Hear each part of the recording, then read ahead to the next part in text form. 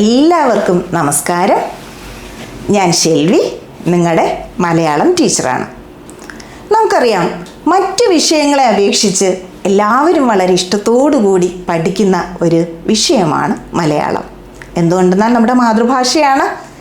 നമുക്ക് ഒറ്റ വായനയിൽ തന്നെ മനസ്സിലാക്കിയെടുക്കാൻ പറ്റുന്ന വിധത്തിലുള്ള മനോഹരമായ പാഠഭാഗങ്ങൾ ഉൾച്ചേർത്തുകൊണ്ടുള്ള മനോഹരമായൊരു ടെസ്റ്റാണ് നിങ്ങൾക്ക് പഠിക്കാനുള്ളത്. അപ്പോൾ ആ പാഠപുസ്തകത്തെക്കുറിച്ച് ഞാൻ ആദ്യം തന്നെ ഒന്ന് നിങ്ങളെ പരിചയപ്പെടുത്താം. നമുക്ക് 100 മാർക്കിനുള്ള പരീക്ഷയാണ് നമുക്ക് അറ്റൻഡ് ചെയ്യാനായിട്ട് വരിക. അതിൽ തന്നെ 2 വിഭജനങ്ങളുണ്ട്, 2 തരത്തിൽ ഇതിനെ തിരിച്ചിട്ടുണ്ട്. ഒന്ന്, 10 പാഠങ്ങൾ ഉൾപ്പെടുന്ന, അതായത് സിലബസിൻ്റെ 40% ഉൾപ്പെടുന്ന TMA പോർഷൻസ്. അതിൽ 10 പാഠങ്ങളുണ്ട്. അത് അസൈൻമെൻറ്റും അതിനോടനുബന്ധമായിട്ടുള്ള മറ്റു വർക്കുകളും ചേർന്നിട്ടുള്ളതാണ് TMA പോർഷൻ. പിന്നീട് രണ്ടാമത് പറയേണ്ടത് പൊതുപരീക്ഷയുടെ സിലബസിൻ്റെ കാര്യമാണ്.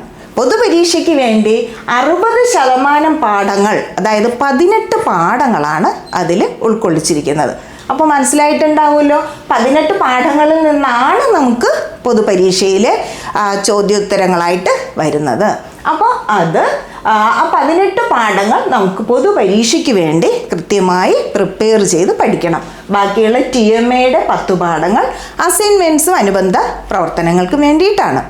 അപ്പോൾ നമ്മളെ സംബന്ധിച്ചിടത്തോളം 5 വിഭാഗത്തിലുള്ള സാഹിത്യ രൂപങ്ങളെയാണ് നമ്മൾ ഈ പറയുന്ന ഒരു ടെക്സ്റ്റിൽ നിന്ന് പരിചയപ്പെടാൻ പോകുന്നത്.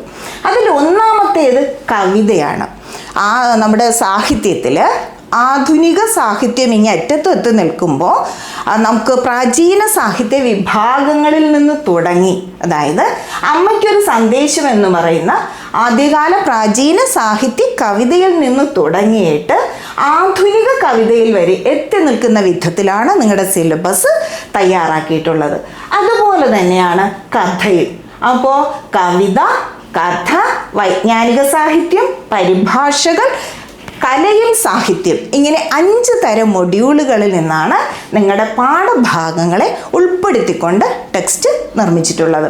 വളരെ എളുപ്പം മനസ്സിലാക്കാൻ പറ്റുന്ന, ഒരുപക്ഷെ നിങ്ങൾക്ക് ഫുൾ മാർക്ക് വാങ്ങാൻ പറ്റുന്ന തരത്തിലുള്ള ഒരു ടെക്സ്റ്റാണ് നമ്മുടെ മലയാളം പാഠപുസ്തകം. അപ്പോൾ പാഠപുസ്തകങ്ങൾ വായിക്കുന്നതോടൊപ്പം നമ്മൾ ടീച്ചേഴ്സിൻ്റെ നിങ്ങളുടെ ഒരു കൈത്താങ്ങായിട്ട്, നിങ്ങൾക്ക് സഹായകരമായിട്ട് ഞങ്ങൾ നൽകുന്ന വിശദീകരണങ്ങളും ഉൾപ്പെടുത്തിക്കൊണ്ട് പ്രൊവൈഡ് ചെയ്യുന്ന ഗൈഡുണ്ട്. അതിൻ്റെയും കൂടി സഹായത്തോടു കൂടി നിങ്ങൾ ഈ വിഷയത്തെ നന്നായി സമീപിച്ചാൽ പൂർണ്ണമായും ഫുൾ മാർക്ക് 100 മാർക്കും നിങ്ങൾക്ക് വാങ്ങാൻ സാധിക്കുമെന്നുള്ളത് ഉറപ്പാണ്. ഇതിൽ നമുക്ക് പൊതുപരീക്ഷയിൽ നമ്മൾ വാങ്ങേണ്ടത് 26 മാർക്കാണ്. 26 മാർക്കേ വാങ്ങേണ്ടതുള്ളൂ എന്ന് വെച്ചിട്ട് 26 മാർക്കിൽ നിൽക്കണം എന്നല്ല, നിങ്ങൾ 100 മാർക്കും വാങ്ങേണ്ടതാണെന്ന് തന്നെയാണ് അതിന് കഴിയുന്ന ഒരു വിഷയം തന്നെയാണ്. എങ്കിലും പറഞ്ഞത് വിജയിക്കാൻ വേണ്ടിയിട്ടുള്ളത് 26 മാർക്കാണ്. പിന്നീട് നമുക്ക് കിട്ടുന്ന അസൈൻമെൻറ്റും മറ്റുമൊക്കെ ചെയ്യുമ്പോൾ നിങ്ങൾക്ക് കിട്ടുന്ന TMA പോർഷനിൽ നിന്ന് കിട്ടുന്ന 20 മാർക്ക്, അതിൽ നിങ്ങൾ 7 മാർക്ക് വാങ്ങിയാൽ നിങ്ങൾക്ക് 33 മാർക്കോടുകൂടി നമ്മുടെ മലയാളം പരീക്ഷയെ വിജയകരമായി പൂർത്തിയാക്കാം. അപ്പോൾ അതിനു വേണ്ടിയിട്ട് നിങ്ങൾ പൂർണ്ണമായും ശ്രമിക്കും എന്ന് വിശ്വസിച്ചുകൊണ്ട്, നിങ്ങൾക്ക് 100% വിജയം കിട്ടട്ടെ എന്ന് ആശംസിച്ചുകൊണ്ട് ഞാൻ നിങ്ങളുടെ ഈ സിലബസിനെ കുറിച്ചുള്ള വർത്തമാനം ഇവിടെ അവസാനിപ്പിക്കുകയാണ്. Thank you.